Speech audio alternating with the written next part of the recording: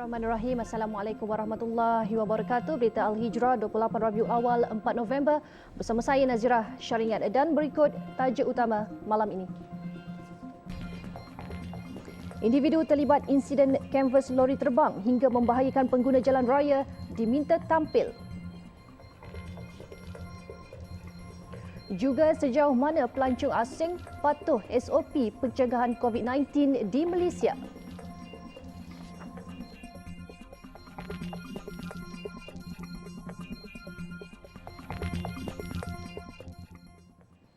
Sindiket selundup masuk tayar berjaya ditumpaskan hasil intipan pasukan polis marin wilayah 2 di kawasan keluar masuk kastam, imigresen dan kuarantin CIQ bangunan Sultan Iskandar Johor. 727 tayar pelbagai saiz yang dibawa menggunakan trailer itu ditahan di Plaza Tul Kempas 28 Oktober lalu membabitkan nilai hampir RM850,000. Ketua Polis Johor Datuk Ayub Khan Maidin Pichai berkata seorang pemandu lori warga tempatan berusia 56 tahun ditahan. Susulan penahanan itu, majikannya turut ditahan pada keesokan harinya di sebuah premis di Taman Sri Skudai, Johor. Katanya majikan itu bertindak mengurus segala urusan membawa tayar tidak bercukai masuk ke Malaysia dari Singapura. Kalau kita tengok dekat pintu-pintu masuk dia ada satu laluan yang dikhususkan untuk lori-lori yang mengisytiharkan tak ada barang apa yang masuk. Dia melepasi lorong yang diisytiharkan tak ada barang lah.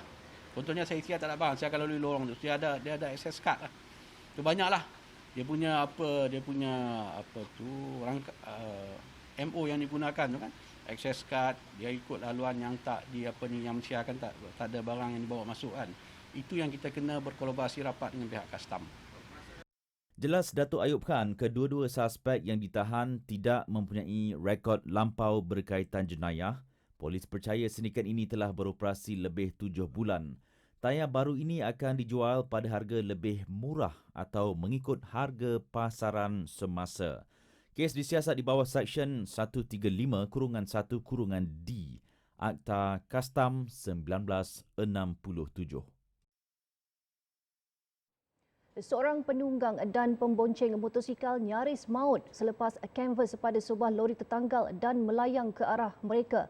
Berdasarkan rakaman kamera papan pemuka sebuah kereta, penunggang dan pembonceng motosikal yang kebetulan berada di belakang lori terbabit berdepan detik cemas ketika kanvas berkenaan menyelimuti sebahagian tubuh mereka sebelum kedua-duanya hilang kawalan dan terjatuh. Sementara itu, polis sedang menjejaki pemilik kamera video papan pemuka yang merakam insiden kanvas lori yang tertanggal itu. Ketua Jabatan Siasatan dan Penguatkuasaan Trafik dalam pada itu, Pengarah Eksekutif Safe Kids Malaysia Profesor Dr. Kulantayan Casey Mani menasihatkan pengguna jalan raya agar cuba berkomunikasi dengan memberi isyarat kepada pemandu yang mungkin tidak menyedari mereka memberi risiko yang boleh mengancam keselamatan di jalan raya. Antara yang praktikal dilakukan adalah dengan membunyikan horn. Bagi pengguna-pengguna jalan raya lain yang sedang berkongsi jalan dengan kenderaan berat, seharusnya apabila mereka nampak satu keadaan yang mempunyai risiko, pada masa tersebut seharusnya mereka berkomunikasi untuk memaklumkan kepada pemandu yang mempunyai risiko tersebut bahawa kenderaan mereka, contohnya katakan muatan mereka tidak diikat dengan kemas. Sebab kadang-kadang pemandu tidak akan tahu apa yang berlaku di belakang mereka. So ini membawa maksud setiap pengguna jalan raya mempunyai tanggungjawab untuk memaklumkan ataupun berkomunikasi mungkin secara melalui horn ke apa, supaya kita dapat pastikan keselamatan diri kita dan juga keselamatan orang lain semua terjamin. Bagi mana-mana pengguna jalan raya yang berada di luar kenderaan, contohnya pengguna motosikal ataupun pengguna basikal ataupun pejalan kaki, ini dikatakan 3 kumpulan ini yang berada di luar kenderaan. So dalam mana-mana kemalangan, impaknya terus kepada badan mereka. So atas dasarnya laluan motosikal ke, laluan basikal ke, laluan pejalan kaki, seharusnya kita sebagai pengguna jalan raya menggunakannya dengan sebaik mungkin. So permintaan saya di sini ialah dengan pihak kerajaan supaya kita dapat menyediakan lebih banyak lorong motosikal, sebab kumpulan motosikal ini mempunyai risiko yang jauh lebih tinggi berbanding dengan mana-mana pengguna jalan raya lain. Dan pada masa yang sama, apabila pihak kerajaan menyediakan perkhidmatan ataupun kemudahan tersebut, kita sebagai pengguna jalan raya, contohnya kita sebagai pengguna motosikal, seharusnya menyambut baik dari segi kemudahan tersebut dan menggunakan dengan sepenuhnya kemudahan lorong motosikal, sebab apabila kita menggunakan kemudahan tersebut, kita akan dapat memastikan perjalanan kita jauh lebih selamat. Kemunculan wanita yang digelar Karen dan membuat onar dengan tidak mematuhi prosedur operasi standard SOP COVID-19 negara baru-baru ini menimbulkan kemarahan masyarakat Malaysia. Isu seumpama itu jika tidak dicegah sebaik mungkin berpotensi menjadi lebih buruk apabila lebih ramai pelancong luar masuk ke dalam negara dalam bulan-bulan yang akan datang. Berita Al Hijrah mendapatkan reaksi Presiden Persatuan Pakar Perubatan Kesihatan Awam Malaysia, Datuk Dr. Zainal Arifin Umar pagi petang tadi, dan beliau mahu kerajaan tidak berkompromi dengan pihak yang melanggar undang-undang dan terus mengambil tindakan drastik dan lebih tegas ke atas mereka yang ingkar. Menjelang Disember nanti, Malaysia dijangka menerima kehadiran lebih ramai pelancong apabila sempadan negara dibuka bagi kemasukan orang luar. Pun begitu, jika ramai pelancong luar bersikap sama seperti Karen, negara mungkin berdepan risiko gelombang COVID-19 akibat keingkaran kepada SOP yang ditetapkan. Yang ketiga, mengambil tindakan yang tegas sama ada dari segi mengenakan denda ataupun mengambil tindakan yang lebih drastik, tindakan mahkamah dan sebagainya. Jadi ini dapat pertama mengekang sikap seperti ini, dan yang kedua juga boleh membantu mengurangkan jangkitan COVID-19 pada masa ini dan masa akan datang. Tambahnya, pemilik premis perniagaan dan pusat beli belah juga perlu tegas dan tidak memberi muka semasa menguatkuasakan SOP tidak kira terhadap pelancong luar ataupun rakyat Malaysia sendiri. Tambah Datuk Dr. Zainal, meskipun banyak negara luar yang sudah tidak mewajibkan pemakaian pelitup muka semasa berada di ruang awam, namun pelancong tetap perlu menghormati undang-undang negara yang sedang dilawati mereka. Hal itu selari dengan petikan Ciapan Menteri Kesihatan Khairi Jamaluddin Abu Bakar sendiri semasa mengulas insiden tersebut. Situasi Karen seperti yang dilaporkan baru-baru ini sebenarnya tetap akan berlaku, tak kira sama ada oleh pelancong luar negara ataupun oleh rakyat tempatan. Tak kira sama ada sempadan dibuka ataupun sempadan ditutup.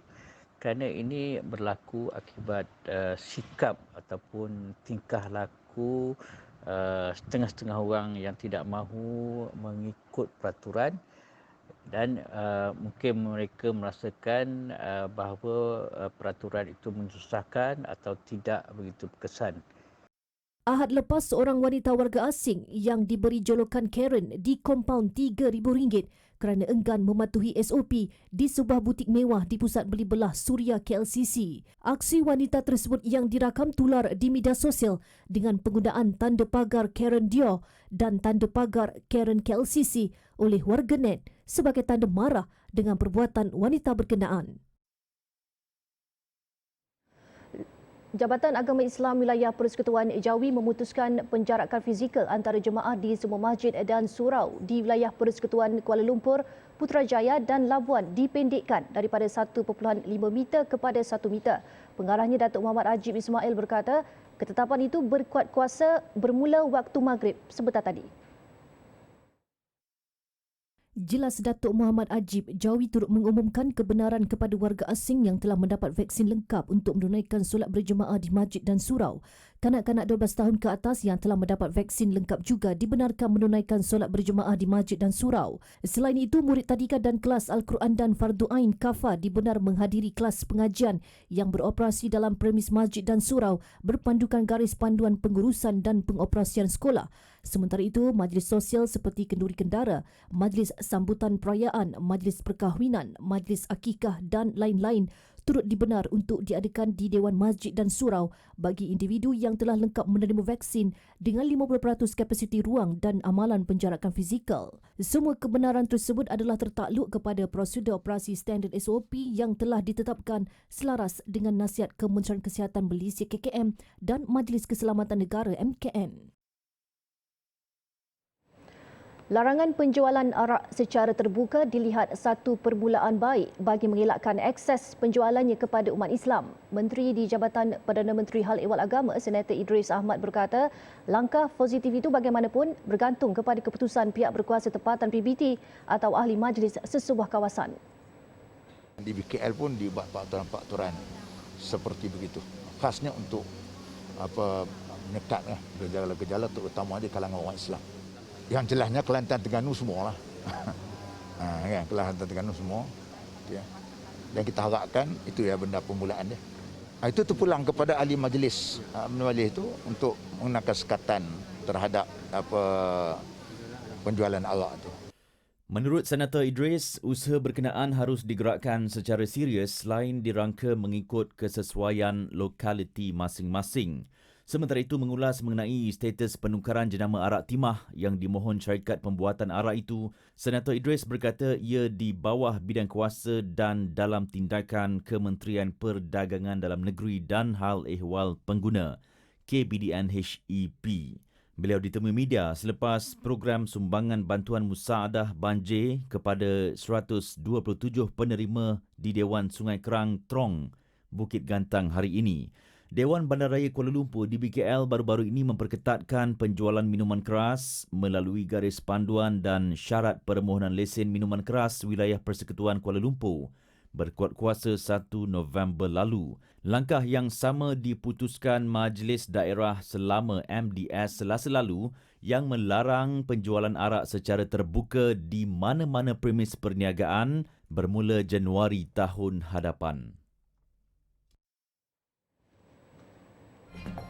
Selepas ini, bayi berusia 10 hari bersama ibu sedang berpantang diselamatkan.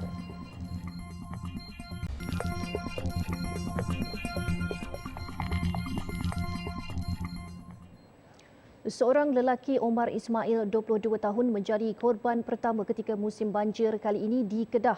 Mangsa dipercayai lemas ketika memukar ikan bersama bapa mentuanya di kawasan sawah di Kampung Seluang, Kubang Pasu. Menurut ibu mentua mangsa Nuraini Mustafa, dia mengetahui Omar pergi memukar ikan bersama suaminya pada jam 10 pagi semalam. Kongsi Nuraini lagi, anaknya yang juga isteri mangsa Nurdiana Mat Razi, 25 tahun, ada menghubungi Omar melalui aplikasi WhatsApp, namun ia tidak berbalas sejak tengah hari. Jelas dengan anak makcik WhatsApp tu, call tu 9 lebih. Habis dia WhatsApp tu makcik tengok semalam dalam phone dia dalam pukul 12 lebih. Lepas tu dia balas tak balas dah. Dan makcik dapat tahu dia jatuh dalam ni? Makcik tak dalam pukul 2 lebih macam tu dah. Sebab mereka main selam dulu, lepas tu tak jumpa baru mereka sebab makcik. Katanya menantunya itu telah 2 tahun berkahwin dengan anaknya dan mempunyai seorang anak berusia setahun. Menurut ibu kepada 2 anak ini, dia sedih dengan kejadian menimpa menantunya itu, namun reda dengan ketentuan Allah. Sementara itu, penolong pengarah bahagian operasi kebombaan dan penyelamat Jabatan Bomba dan Penyelamat Malaysia JPPM Kedah, Muhammadul Ehsan Muhammad Zain berkata, mayat mangsa ditemui pada jarak kira-kira 3 meter dari lokasi mangsa dilaporkan terjatuh. Mayat Omar ditemui pada kedalaman 1 meter dalam keadaan tertiarap di dasar oleh anggota pasukan penyelamat di air PPDA pada jam 9.20 pagi tadi. Mayat kemudian dibawa ke Pusat Kawalan Bomba PKB Kampung Kubu sebelum diserahkan kepada polis dan dihantar ke Hospital Jitra untuk tindakan lanjut. Muhammadul Ehsan berkata ini kejadian pertama mangsa lemas ketika banjir melanda negeri ini sejak 2 minggu lalu. Dalam kejadian jam 3 petang semalam, Omar dikatakan bersama bapa mentuanya datang ke lokasi itu untuk memukar ikan. Dia dipercayai terjatuh sebelum dihanyutkan arus limpahan air banjir. Sementara itu, seorang ibu bersama bayinya yang berusia 10 hari terperangkap selama lebih sejam sebelum diselamatkan pasukan bomba. Ia selepas rumah mereka di Kampung Binjai, Mukim Tajar dinaiki air. Bomba menerima panggilan berhubung kejadian itu pada jam 9.23 pagi. Laporan bomba memaklumkan terdapat 2 beranak terperangkap dalam rumah selepas kawasan rumah mereka dinaiki air setinggi 0.25 meter. Operasi menyelamat dilakukan sepasukan anggota dari Balai Bomba dan Penyelamat BBP Jalan Raja membabitkan 6 anggota menggunakan sebuah jentera dan sebuah kenderaan utiliti Pajero. Ibu berusia 27 tahun bersama bayi perempuannya berjaya diselamatkan dan kedua-duanya diserahkan kepada ahli keluarga di tempat selamat.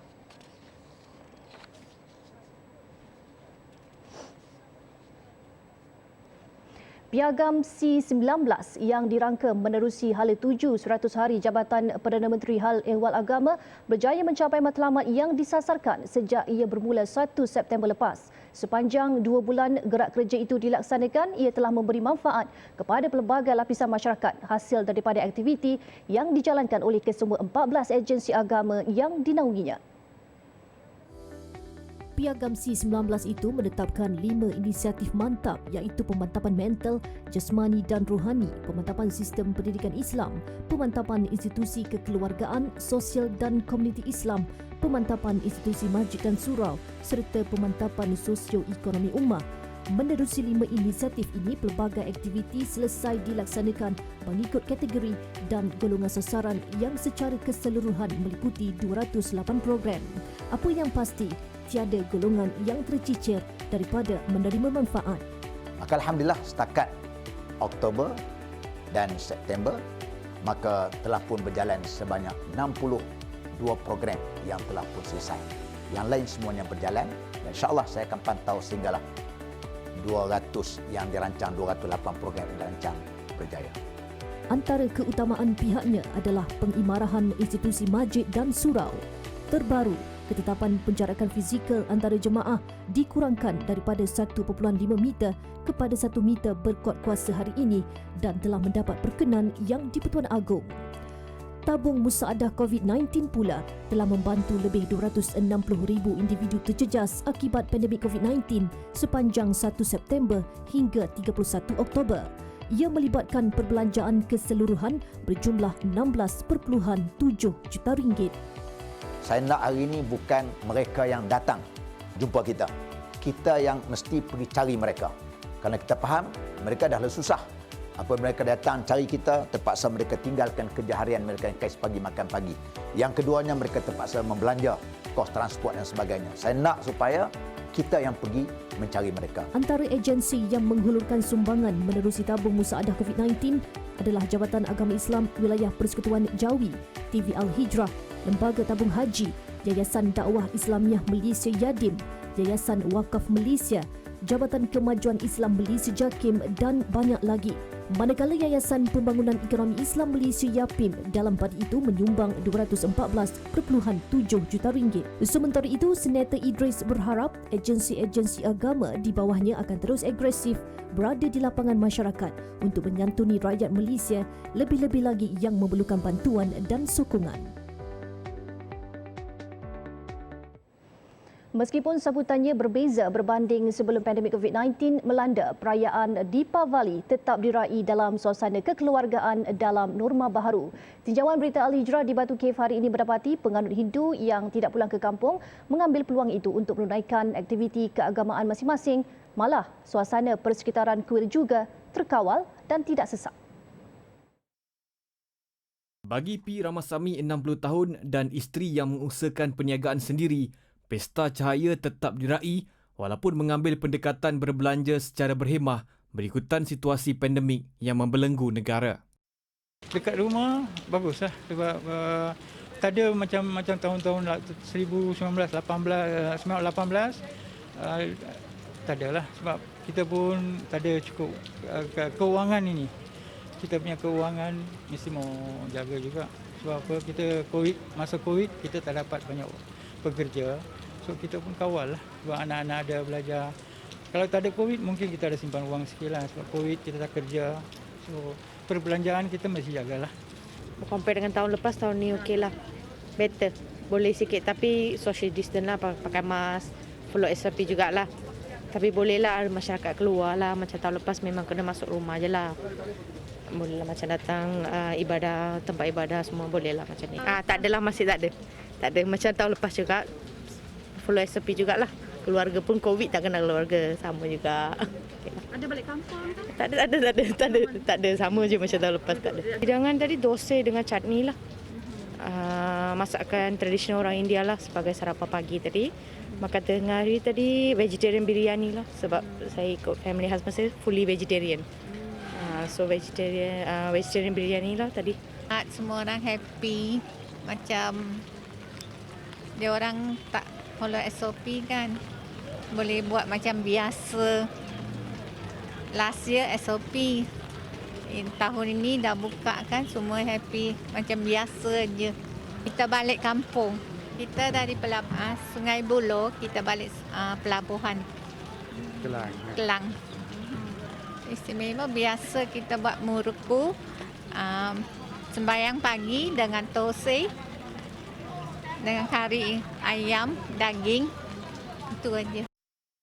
Tinjauan juga mendapati aktiviti kunjung-mengunjung dilakukan dengan mematuhi prosedur operasi standard SOP seperti memakai pelitup muka, amalan penjarakan fizikal dan mengimbas kod QR MySejahtera sebelum memasuki sesebuah kawasan.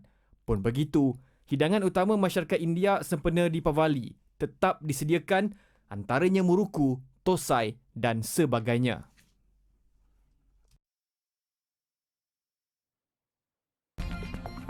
Seketika nanti, 2 masjid suci laksana solat mohon hujan. Alhamdulillah, bertemu kembali. Sektor perhotelan di Tanah Suci Makkah agak suram dengan dianggarkan hampir 90% hotel masih belum beroperasi buat masa ini. Meskipun sempadan antarabangsa negara itu telah dibuka, kemasukan pelawat secara berperingkat menyebabkan kebanyakan hotel tidak beroperasi secara penuh. Wartawan Abdul Hakim Hassan yang kini berada di sana ada laporannya.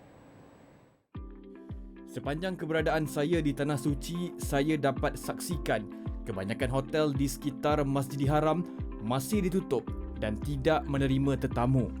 Hanya hotel-hotel terkemuka yang berada paling dekat dengan Masjidil Haram yang telah dibuka, itu pun tidak sepenuhnya. Difahamkan situasi itu disebabkan permintaan jemaah umrah lebih tertumpu kepada hotel yang berada lebih berdekatan dengan Masjidil Haram. Ketua Pegawai Eksekutif Tabung Haji Travel and Services, Datuk Ahmad Ruzman Ahmad Razali berkata, modal permulaan yang tinggi antara kekangan utama pemain industri untuk membuka semula premis hotel mereka.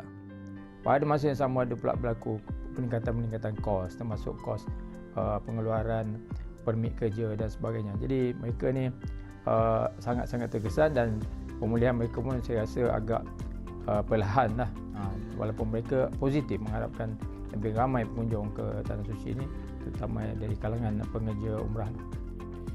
Dalam pada itu, beliau turut menjangkakan hotel-hotel tersebut hanya akan dibuka semula sekiranya permintaan kembali meningkat.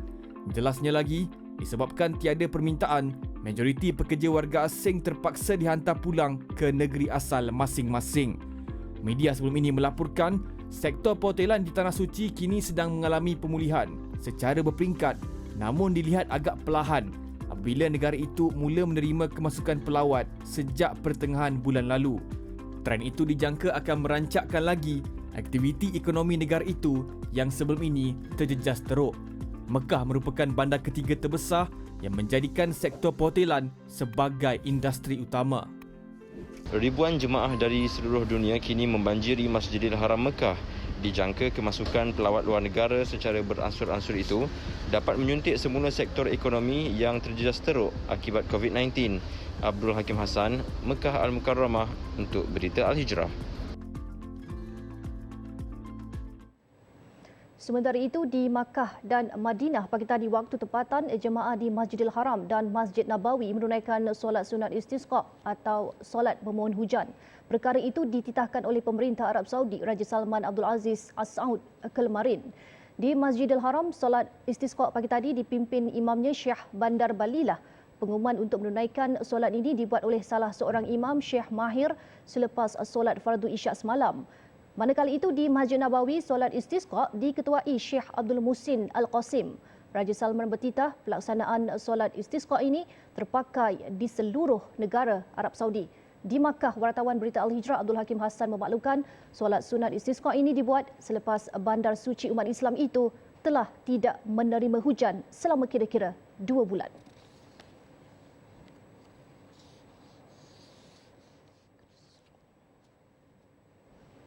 Di Rusia, 9 penumpang terbunuh dalam insiden sebuah pesawat kargo yang terjunam. Pesawat malang itu dilaporkan hilang dari radar ketika terbang di bandar Irkutsk.